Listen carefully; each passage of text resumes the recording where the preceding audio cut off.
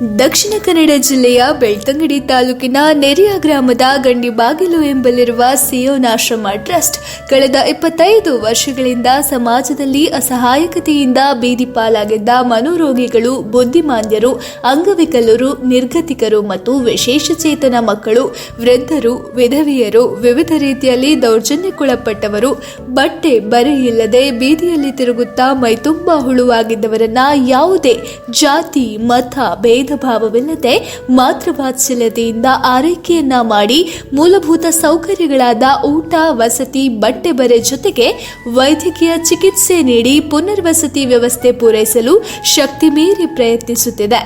ಸಿಯೋನ್ ಆಶ್ರಮದಲ್ಲಿ ನಿವಾಸಿಗಳಿಗೆ ತಜ್ಞ ವೈದ್ಯರುಗಳಿಂದ ಸೂಕ್ತ ಚಿಕಿತ್ಸೆ, ಕೌನ್ಸಿಲಿಂಗ್, ಫಿಸಿಯೋಥೆರಪಿ, ಯೋಗ, ಮನೋರಂಜನಾ ಕಾರ್ಯಕ್ರಮಗಳನ್ನು ನೀಡುತ್ತಿದೆ.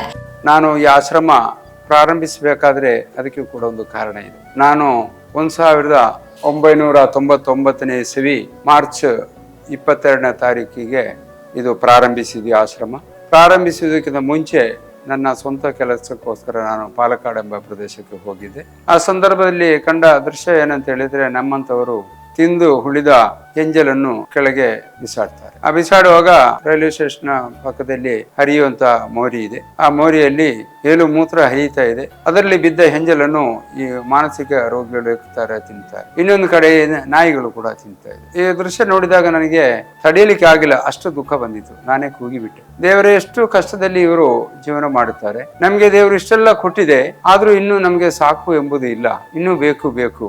ನಾಳೆ ಇವರ ಪರಿಸ್ಥಿತಿ ಒಂದು ವೇಳೆ ನನಗೆ ಅಥವಾ ನನ್ನ ಪತ್ನಿ ಮಕ್ಕಳಿಗೆ ಯಾಕೆ ಬರಬಾರದು, ಬಂದರೆ ನಮ್ಗೆ ಸಹಿಸಲಿಕ್ಕೆ ಆಗತ್ತಾ ಅಂತೆಲ್ಲ ಮನಸ್ಸಲ್ಲಿ ಆಲೋಚನೆ ಮಾಡಿದೆ. ಕಡೆಗೆ ಮತ್ತೆ ನಾನು ಅಲ್ಲಿ ಕೂತು ಗಾಡಿ ಬರ್ಲಿಕ್ಕೆ ಎರಡು ಗಂಟೆ ತಾಸು ಟೈಮ್ ಇತ್ತು. ಗಾಡಿ ಎಲ್ಲ ಬಂದ ನಂತರ ನಾನು ಗಾಡಿಗೆ ಹತ್ತೆ ಈ ಕಡೆ ಬಂದಿದೆ. ಬರುವುದಕ್ಕೆ ಮುಂಚೆನೆ ನಾನು ಅಲ್ಲಿ ಒಂದು ತೀರ್ಮಾನ ಮಾಡಿ ಇಂಥವರ ಒಂದು ಸೇವೆ ಮಾಡುವ.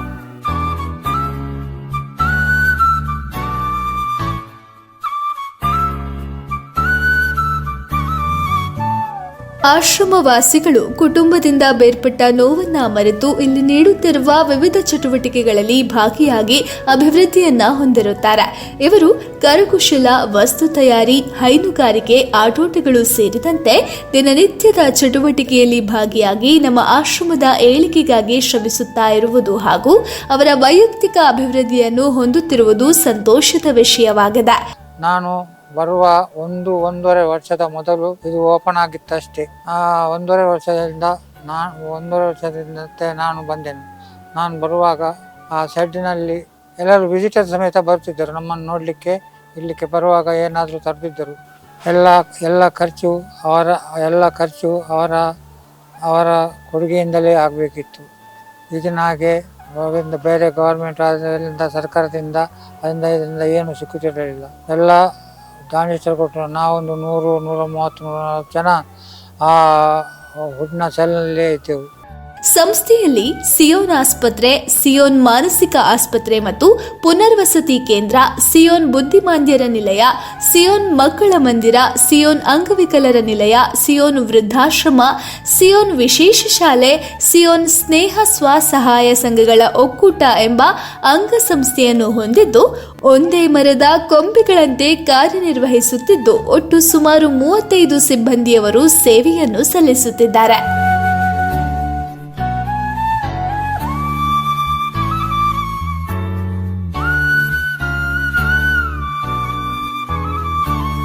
ಇವರಿಗೆ ಬೇಕಾದಂತಹ ಚಟುವಟಿಕೆಗಳನ್ನ ಕೊಟ್ಟು ಇವರನ್ನ ಏನಾದ್ರೂ ಒಂದು ರೀತಿಯಲ್ಲಿ ಆಕ್ಯುಪೈ ಮಾಡಿ ಇಡುವಂತದ್ದು ನಮ್ಮ ಒಂದು ಇಂಟೆನ್ಷನ್. ಯಾಕೆಂತ ಹೇಳಿದ್ರೆ, ಇವರು ಯಾವಾಗ್ಲೂ ಮಲಗಿದ್ರೆ ಅವರಿಗೆ ದೈಹಿಕವಾಗಿಯೂ ಮಾನಸಿಕವಾಗಿಯೂ ಇವರು ಯಾವುದೇ ರೀತಿಯಲ್ಲಿ ಮುಂದುವರಿಯುವುದಿಲ್ಲ. ಅದರಿಂದಾಗಿ ಇವರಿಗೆ ದೈನಂದಿನವಾಗಿ ಏನಾದ್ರೂ ಆಕ್ಟಿವಿಟೀಸ್ ಅನ್ನ ಕೊಡ್ತಾ ಇರ್ತೇವೆ.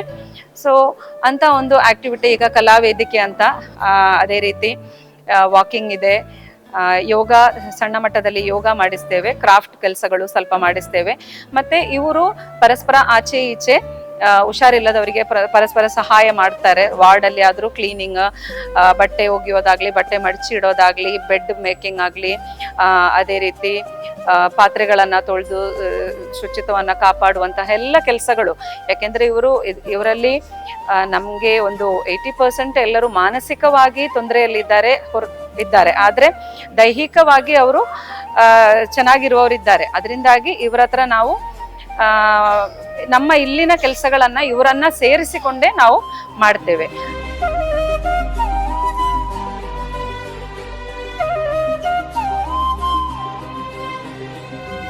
ಸಂಸ್ಥೆಯ ಧ್ಯೇಯಗಳು: ಸಮಾಜದಲ್ಲಿ ಮಾನಸಿಕವಾಗಿಯೂ ದೈಹಿಕವಾಗಿಯೂ ದುರ್ಬಲರಾದಂತಹ ವ್ಯಕ್ತಿಗಳನ್ನು ಗುರುತಿಸಿ ಜಾತಿ ಮತ ಧರ್ಮವನ್ನು ಪರಿಗಣಿಸದೆ ಅವರಿಗೆ ಪುನರ್ವಸತಿ ಕಲ್ಪಿಸುವುದು, ನಿರಾಶ್ರಿತರಿಗೆ ಮೂಲಭೂತ ಸೌಕರ್ಯಗಳಾದ ಊಟ ವಸತಿ ಬಟ್ಟೆ ಬರೆ ಜೊತೆಗೆ ವೈದ್ಯಕೀಯ ಚಿಕಿತ್ಸೆ ನೀಡುವುದು, ಮಾನಸಿಕವಾಗಿಯೂ ದೈಹಿಕವಾಗಿಯೂ ದುರ್ಬಲರಾದಂತಹ ವ್ಯಕ್ತಿಗಳಿಗೆ ಅವರುಗಳ ದೈಹಿಕ ಮಾನಸಿಕ ಮತ್ತು ಆಧ್ಯಾತ್ಮಿಕ ಅಭಿವೃದ್ಧಿಗಾಗಿ ಸೂಕ್ತ ಪರಿಸರವನ್ನು ನಿರ್ಮಿಸುವುದು ಹಾಗೂ ಅವರು ಸ್ವಾವಲಂಬಿಗಳಾಗಿ ಸಮಾಜದೊಂದಿಗೆ ಬೆರೆಯುವಂತೆ ಮಾಡುವುದು, ವೃದ್ಧಾಪ್ಯವನ್ನ ಹೊಂದಿದವರಿಗೆ ಆಶ್ರಯ ನೀಡಿ ಅವರನ್ನ ಸಮಾಜದ ಗಣ್ಯ ವ್ಯಕ್ತಿಗಳಂತೆ ನೋಡಿಕೊಳ್ಳುವುದು.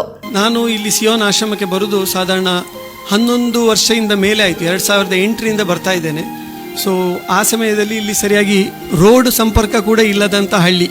ಈ ಹಳ್ಳಿಯಲ್ಲಿ ಕೂಡ ಮನೋರೋಗದ ಒಂದು ವ್ಯವಸ್ಥೆ, ಮನೋರೋಗಕ್ಕೆ ಸಂಬಂಧಪಟ್ಟ ಕಾಯಿಲೆಗೆ ಚಿಕಿತ್ಸೆ ಆ ಸಮಯದಿಂದಲೇ ಇದೆ. ಸೊ ಇದು ತುಂಬ ಗರ್ವದ ವಿಷಯ. ಒಳ್ಳೆ ಕೆಲಸ ಮಾಡ್ತಾ ಇದ್ದಾರೆ. ಈ ಆಶ್ರಮದಲ್ಲಿ ಹಲವಾರು ವರ್ಷದಿಂದ ಹಲವಾರು ಬೇರೆ ಬೇರೆ ಥರದ ಸಿವಿಯರ್ ಮೆಂಟಲ್ ಇಲ್ನೆಸ್ನವರು ತುಂಬ ಜನ ಇದ್ದಾರೆ. ಇಲ್ಲಿ ಇರುವವರು ಸಾಧಾರಣವಾಗಿ ತುಂಬ ಕಾಯಿಲೆಯಾಗಿ ಮನೆಯಿಂದ ಬಿಟ್ಟವರು, ಮನೆಯಿಂದ ಹೊರಗೆ ಹಾಕಿದವರು, ಕಾಯಿಲೆಯಿಂದ ದೂರದಿಂದ ಬಂದವರು, ರೋಡಲ್ಲಿ ಇರುವವರು, ಇಂಥವರನ್ನು ಇಲ್ಲಿ ಆಶ್ರಯಿಸಿ ಇಲ್ಲಿ ಒಂದು ಚಿಕಿತ್ಸೆ ಪಡಿತಾರೆ. ಸೊ ಅದಕ್ಕೆ ನನ್ನಿಂದಾದ ಸಹಕಾರ ನಾನು ಕೊಡ್ತಾ ಇದ್ದೇನೆ. ಸೊ ಇಲ್ಲಿ ಅದಕ್ಕೆ ಅವರಿಗೆ ಬೇಕಾದ ಮಾನಸಿಕ ಹಾಗೂ ಶಾರೀರಿಕ ಆರೋಗ್ಯದ ಚಿಕಿತ್ಸೆ ನಡೀತಾ ಉಂಟು. ತುಂಬ ಜನ ಗುಣಮುಖವಾಗಿ ವಾಪಸ್ಸು ಸಮಾಜಕ್ಕೆ, ತುಂಬ ಜನ ವಾಪಸ್ಸು ಮನೆಗೆ ಹೋದವರು ಇದ್ದಾರೆ. ಆಶ್ರಮವಾಸಿಗಳ ದಿನನಿತ್ಯದ ಚಟುವಟಿಕೆಗಳು: ನಿವಾಸಿಗಳು ತಮ್ಮ ಸ್ವಂತ ಮನೆಯಲ್ಲಿರುವಂತೆ ಸ್ವತಂತ್ರವಾಗಿರುತ್ತಾರೆ. ಮುಂಜಾನೆ ಪ್ರಾರ್ಥನೆಯೊಂದಿಗೆ ದೈನಂದಿನ ಚಟುವಟಿಕೆಗಳು ಪ್ರಾರಂಭವಾಗುತ್ತದೆ. ಸಾಮೂಹಿಕ ಪ್ರಾರ್ಥನೆ, ಯೋಗ, ಸ್ನಾನ, ಊಟ, ಉಪಹಾರ, ಹಾಲು, ಮೊಟ್ಟೆ, ಮೀನು, ಮಾಂಸ, ಭೋಜನ, ಶುಚಿಯಾದ ಬಟ್ಟೆ, ಮಲಗಲು ಮಂಚ, ಹಾಸಿಗೆ, ನೋಡಲು ಟಿವಿ ಎಲ್ಲವೂ ವ್ಯವಸ್ಥಿತವಾಗಿದೆ. ವಾರದಲ್ಲಿ ಒಂದು ಸಲ ಸಿಯೋನ್ ಕಲಾವೇದಿಕೆ, ಸಿಯೋನ್ ಮೂವಿ ಸೇರಿದಂತೆ ವಿವಿಧ ಸಾಂಸ್ಕೃತಿಕ ಕಾರ್ಯಕ್ರಮಗಳಲ್ಲಿ ಅವಕಾಶ. ರಾಷ್ಟ್ರೀಯ ಹಾಗೂ ರಾಜ್ಯದ ಎಲ್ಲ ದಿನಾಚರಣೆಗಳ ಆಚರಣೆ, ವಾರ್ಷಿಕ ಹಬ್ಬಗಳ, ನಾಡ ಹಬ್ಬಗಳ ಹಾಗೂ ಕ್ರೀಡಾಕೂಟಗಳ ಆಚರಣೆ ಇದೆ. ಗುಣಮುಖರಾದವರು ತಮ್ಮನ್ನು ಹೈನುಗಾರಿಕೆ, ಕರಕುಶಲ ವಸ್ತುಗಳ ತಯಾರಿ, ಅಡುಗೆ ಕೆಲಸ, ಸೋಪ್ ಮತ್ತು ಫಿನಾಯಿಲ್ ತಯಾರಿ, ಮೇಣದ ಬತ್ತಿ ತಯಾರಿ ಮತ್ತು ಕೈತೋಟ ರಚನೆ ಹೀಗೆ ತಮ್ಮನ್ನು ತಾವು ವಿವಿಧ ಕೆಲಸ ಕಾರ್ಯಗಳಲ್ಲಿ ತೊಡಗಿಸಿಕೊಂಡಿರುತ್ತಾರೆ.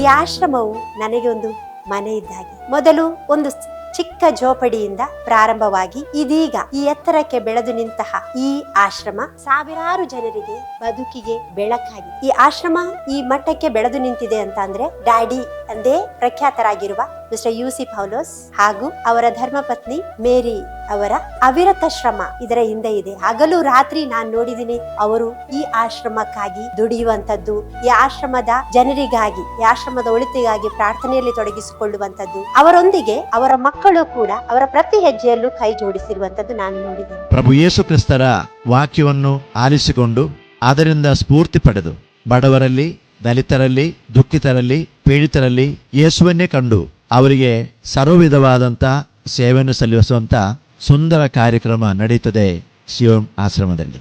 ಅದರ ಉಸ್ತುವಾರಿಯನ್ನು ಅಥವಾ ಅದರ ಎಲ್ಲ ಜವಾಬ್ದಾರಿಯನ್ನು ಹೊತ್ತುಕೊಂಡು ನಮ್ಮ ಪ್ರೀತಿಯ ಯುಸಿ ಪೌಲೋಸ್ರವರು, ಅವರ ಪ್ರೀತಿಯ ಧರ್ಮಪತ್ನಿ ಹಾಗೂ ಮಕ್ಕಳು ಮತ್ತು ಅವರ ತಂಡದವರು ಮಾಡುವಂಥ ಸೇವೆ ಅಂತ ಹೇಳಿದರೆ ಆ ದೇವರಿಗೆ ಬಹಳಷ್ಟು ಪ್ರಿಯಕರವಾದದ್ದು.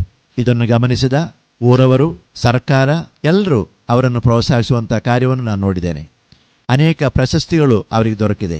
ಇತ್ತೀಚಿನ ದಿನಗಳಲ್ಲಿ ಸಾರ್ವತ್ರಿಕ ಸಿರೋ ಮಲಬಾರ್ ಸಭೆಯು ಅವರಿಗೆ ಒಂದು ಪ್ರಶಸ್ತಿಯನ್ನು ನೀಡಿ ಗೌರವಿಸಿದೆ. ಈ ಸಿಯೋನ್ ಆಶ್ರಮಕ್ಕೆ ದೇವರ ಆಶೀರ್ವಾದವನ್ನು ಪ್ರಾರ್ಥಿಸ್ತೇನೆ. ಆಶ್ರಮವಾಸಿಗಳ ದಿನಚರಿಗಳು: ವೈಯಕ್ತಿಕ ಶುಶ್ರೂಷೆ, ಮಾನಸಿಕ ಅಸ್ವಸ್ಥರಾಗಿರುವುದರಿಂದ ದಿನನಿತ್ಯದ ಸ್ವಚ್ಛತೆಯ ಬಗ್ಗೆ ತಿಳಿಯಪಡಿಸುವುದು. ವೈದ್ಯರ ಸಂಪರ್ಕ. ಆಶ್ರಮವಾಸಿಗಳ ಶುಶ್ರೂಷೆಗಾಗಿ ಆಶ್ರಮದಲ್ಲೇ ಓರ್ವ ವೈದ್ಯರು ಇದ್ದಾರೆ. ಅದಲ್ಲದೆ ದಿನಪ್ರತಿ ಸಾಮಾನ್ಯ ವೈದ್ಯರ ಭೇಟಿ ಹಾಗೂ ತಿಂಗಳಿಗೆ 2 ಸಲ ಮಾನಸಿಕ ತಜ್ಞರು ಭೇಟಿ ನೀಡಿ ಸೂಕ್ತ ತಪಾಸಣೆ ನಡೆಸಿ ಅವರು ನೀಡಿದ ಸಲಹೆ ಪ್ರಕಾರ ಔಷಧಿಯನ್ನು ಕೊಡಲಾಗುವುದು. ಮಾನಸಿಕ ಅಸ್ವಸ್ಥರೊಂದಿಗೆ ತಜ್ಞರಿಂದ ಆಪ್ತ ಸಮಾಲೋಚನೆ, ಫಿಸಿಯೋಥೆರಪಿ, ಪ್ರತಿನಿತ್ಯ ಯೋಗಾಭ್ಯಾಸ ಮತ್ತು ವ್ಯಾಯಾಮ, ಪ್ರತಿನಿತ್ಯ ಬೆಳಗ್ಗೆ ಮತ್ತು ಸಾಯಂಕಾಲ ನಿಧಾನ ನಡಿಗೆ, ಪ್ರತಿದಿನ ಸಂಜೆ ವಿವಿಧ ರೀತಿಯ ಆಟೋಟಗಳಲ್ಲಿ ತೊಡಗಿಸುವುದು.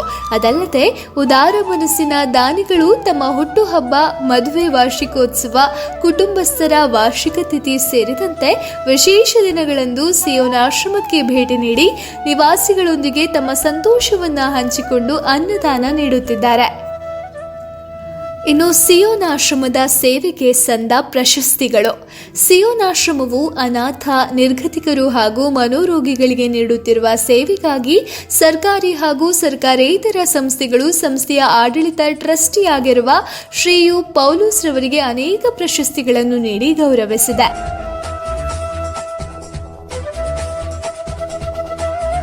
2022ರಲ್ಲಿ ಕೆನಡಾದಿಂದ ಮಾನ್ಯತೆ ಪಡೆದಿರುವ ಪ್ರತಿಷ್ಠಿತ ರೀಜೆನ್ಸಿ ಇಂಟರ್ನ್ಯಾಷನಲ್ ಥಿಯೋಲಾಜಿಕಲ್ ಕಾಲೇಜಿನಿಂದ ಗೋವಾದಲ್ಲಿ ಗೌರವ ಡಾಕ್ಟರೇಟ್ ಪ್ರಶಸ್ತಿ, 2021ರಲ್ಲಿ ಸುಳ್ಯ, ಪುತ್ತೂರು, ಬೆಳ್ತಂಗಡಿ ಸುದ್ದಿ ವತಿಯಿಂದ ಸುದ್ದಿ ವರ್ಷದ ಸಾಧಕ ಪ್ರಶಸ್ತಿ, 2019ರಲ್ಲಿ ಕರ್ನಾಟಕ ರಾಜ್ಯ ಸರ್ಕಾರಿ ನೌಕರರ ವಿವಿಧೋದ್ದೇಶ ಸಹಕಾರಿ ಸಂಘದ ವತಿಯಿಂದ ಸಮಾಜ ಸೇವೆಗಾಗಿ ಸನ್ಮಾನ ಮತ್ತು ಅಭಿನಂದನಾ ಪತ್ರ, 2019ರಲ್ಲಿ ಅಂತಾರಾಷ್ಟ್ರೀಯ ಸಿರೋ ಮೆಲ್ಬರ್ ಡೆವಲಪ್ಮೆಂಟ್ ನೆಟ್ವರ್ಕ್ ನಡೆಸಿರುವ 2018-19ನೇ ಸಾಲಿನ ಪ್ರಶಸ್ತಿ ವಿತರಣೆಯಲ್ಲಿ ಶ್ರೇಷ್ಠ ಸಮಾಜ ಸೇವಕ ಪ್ರಶಸ್ತಿ, 2003ರಲ್ಲಿ ಚೇರ್ ಆಫ್ ಕ್ರಿಶ್ಚಿಯಾನಿಟಿ ಮಂಗಳೂರು ವಿಶ್ವವಿದ್ಯಾನಿಲಯ ಇದರಿಂದ ಮದರ್ ತೆರೆಸಾ ಪ್ರೇರಣಾ ಪ್ರಶಸ್ತಿ, 2012ರಲ್ಲಿ ಕೇರಳದ ತ್ರಿಶೂರಿನ integrated council for social economic ಎಂಬ ಐಚ್ಛಿಕ ಸಂಸ್ಥೆಯು ಮದರ್ ತೆರೆಸಾ ಪ್ರಶಸ್ತಿ, 2005ರಲ್ಲಿ NRI ವೆಲ್ಫೇರ್ ಸೊಸೈಟಿ ಆಫ್ ಇಂಡಿಯಾದಿಂದ ಸಿಯೋನ್ ಆಶ್ರಮಕ್ಕೆ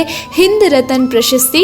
ಹೀಗೆ 10 ಹಲವು ಪ್ರಶಸ್ತಿಗಳನ್ನು ತಮ್ಮದಾಗಿಸಿಕೊಂಡಿದೆ ಸಿಯೋನ್ ಆಶ್ರಮ.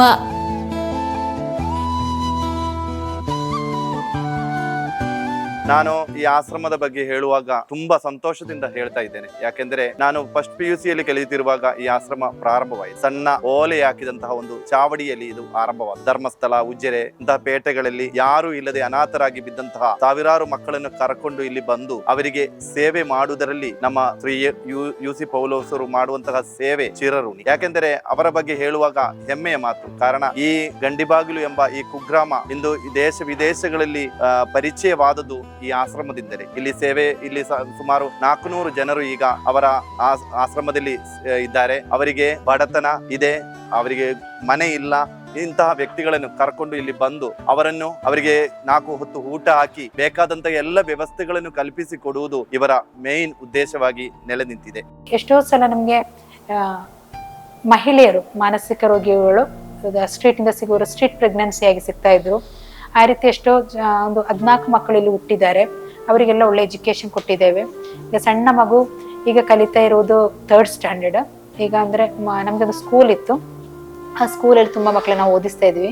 ಅಲ್ಲಂದ್ರೆ ಇಲ್ಲಿ ಆಶ್ರಮದ ಮಕ್ಕಳು ಮಾತ್ರ ಅಲ್ಲ, ಬ್ರೋಕನ್ ಫ್ಯಾಮಿಲಿ ಆ ರೀತಿಯ ಮಕ್ಕಳು ಕೂಡ ಆ ಶಾಲೆಯಲ್ಲಿ ಬರ್ತಾ ಇದ್ರು. ಆಲ್ಮೋಸ್ಟ್ ಎಲ್ಲ ಮಕ್ಕಳು ಒಳ್ಳೆ ರೀತಿಯಲ್ಲಿ ಸೆಟ್ಲ್ ಆಗಿದ್ದಾರೆ, ಕೆಲವು ವರ್ಕ್ ಮಾಡ್ತಾ ಇದ್ದಾರೆ.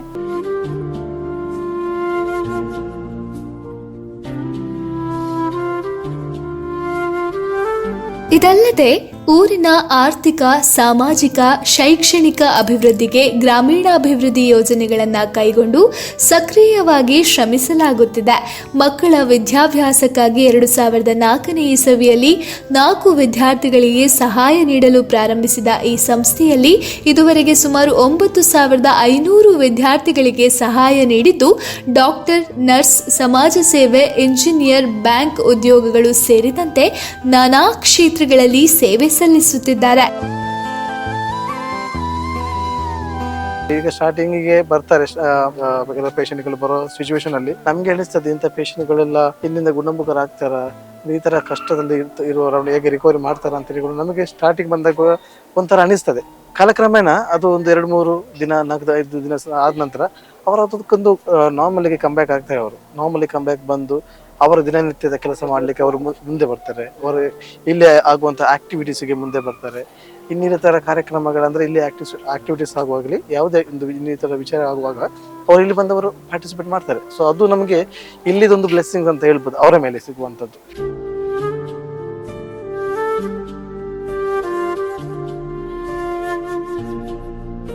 ಪ್ರಸ್ತುತ 430 ವಿದ್ಯಾರ್ಥಿಗಳಿಗೆ ಸಹಾಯ ನೀಡಲಾಗುತ್ತಿದೆ.